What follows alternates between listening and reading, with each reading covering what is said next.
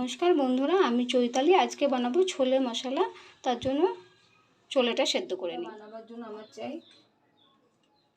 পেঁয়াজ কুচি, আদা বাটা, চিনি, লবণ, টমেটো, তেজপাতা, শুকনো লঙ্কা। চলুন আমরা শুরু করি।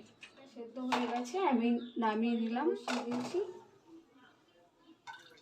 আমি সাদা তেল দিয়ে করছি। সাদা তেল দিয়ে দিলাম। কড়াইটা হয়ে গেছে, আমি তেজপাতা দিয়ে দিচ্ছি। দুটো তেজপাতা দিয়ে দিলাম।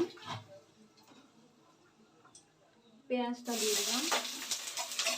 আমি ছোলেটা সেদ্ধ করেছি লিকার দিয়ে, চায়ের লিকার। লবণ দিয়ে দিলাম। এটা দিয়ে দেবো।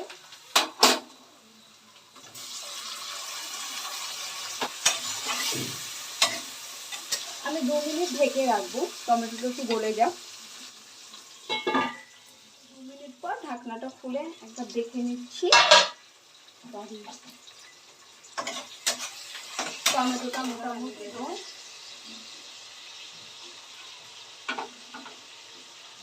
লবণ,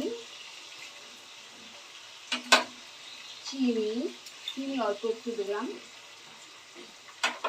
লঙ্কা গুঁড়ো। আমি এর মধ্যে হলুদ দেবো না, গুঁড়ো লঙ্কা দিয়ে দিলাম। আদা বাটা দিয়ে দিচ্ছি 2 চামচ। নেড়ে নিয়ে মশলাটা কষে নিতে হবে।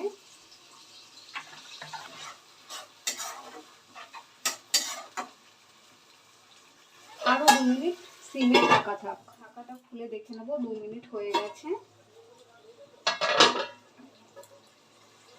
মোটামুটি মশলা কষা হয়ে গেছে। এবার আমি ছোলাটা দিয়ে দেবো, মানে ছোলে যেটা আমি রেখেছিলাম সেদ্ধ করে ঢেলে দিলাম। আর আমি দেবো একটু তেঁতুলের জল, পাকা তেঁতুল আমি ভিজিয়ে রেখেছিলাম, সেই জলটা দিয়ে দিলাম কিছুটা।